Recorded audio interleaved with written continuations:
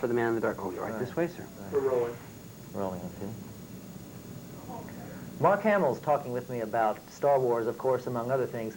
You did TV work. You were in General Hospital for a while. Well, that was my first continuing job on a series in '70. How did doing soaps help you mature as an actor? Well, I think it gives you a real cold look at what the business of putting out product is. You know, we put out a show a day, and that was it. It didn't matter if there was I remember a little flash fire on the set, they countered. It was the closest thing I ever came to doing live television. To work, you know, I was just about to turn 18. I was working with all these seasoned professionals that had been in it for years and years and years. I have nothing but really fond memories of that time. I wasn't crazy about, I mean, you made fun of the material. Yeah, right. I told you once, and I'll tell you again. I'm sorry.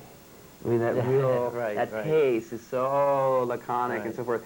But it really taught me style in the sense that there's a style to everything. You know, there's a style to Streets of San Francisco. There's a style to the Partridge Family. There's a style to Star Wars. There's a style to everything. It's understanding it and trying to work within it.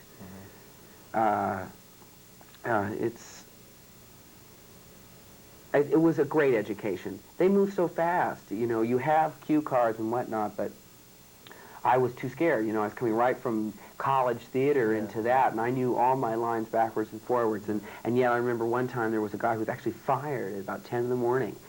Get out, and the whole scene, you know, all awful. Sure. But he was in our scene. It was me, him, and Ann Wyndham, who played my sister.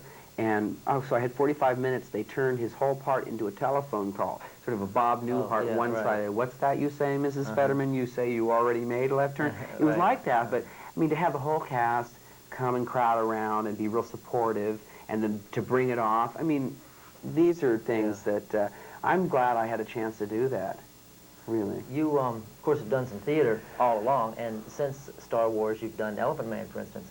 Do you find that people have trouble, I know critics do sometimes, that people tell you they have trouble with seeing you as anything but Luke Skywalker? Well, let's see. I'll have to take both. It didn't really happen with Amadeus because I think a lot of the real hardcore theater critics were either aware of Star Wars but not enough to really, and if you said Mark Hamill to them, it wouldn't conjure up anything to them.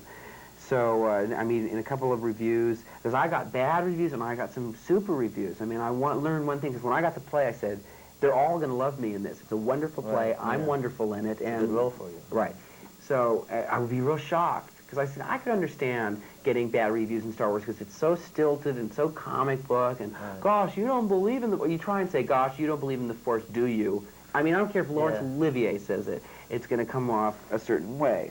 But I thought this is a foolproof part, and I learned a lot, because, I mean, a lot of the critics were very angry that Mozart would be portrayed in that way, and et cetera, but most of them, I don't think, I'm trying to think of anyone that really brought it into the review. Most people said that they were thinking about it, but as soon as the play started, by the time I come into it, which is 25 minutes, half an hour into it, and plus in that fright wig. It's sort of a cross between David Bowie and Bozo the Clown. And it's so shocking, I mean, to anyone who's waiting for Luke Skywalker that I was lucky. I was really lucky. You've done the PBS radio version of Star Wars, too. How is doing just radio different from doing a movie or doing television? I wanted to do the radio version mostly because it was reaching an audience of shut-ins and people that couldn't afford to go to the movies. Frankly, I mean, you get letters from these kids. They know the whole story. I don't know how. They know how much I want the Millennium Falcon, $39.95. I want Y-Wing Commander. And you really feel bad because, you know, these are underprivileged kids. It was our version of a free concert. Also, too, I didn't really want someone else to play my part.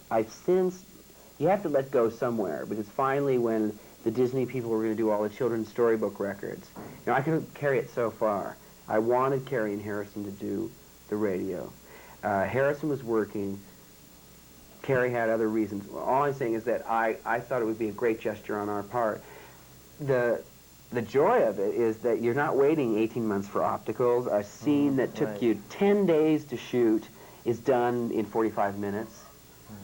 With the same effect, really, if you're using your imagination. Yeah, even better, possibly. I think so, because you can, there's no budget on your imagination. Sure, You know, yeah. you could have budgeted Star Wars in your imagination at 60, 100, I mean, come on, Yeah, think of right, a figure.